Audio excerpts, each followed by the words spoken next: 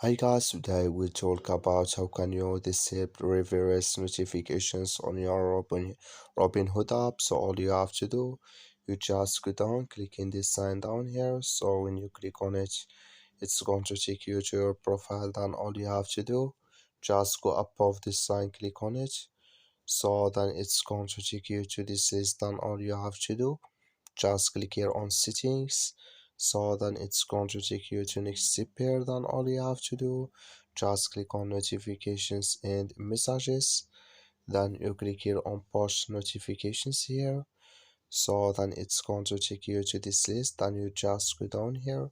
So you keep going down here. Then you come here to reverse here. Click in this sign or this color. Like you see color, it's gone. That's when reverse notifications disable with us now.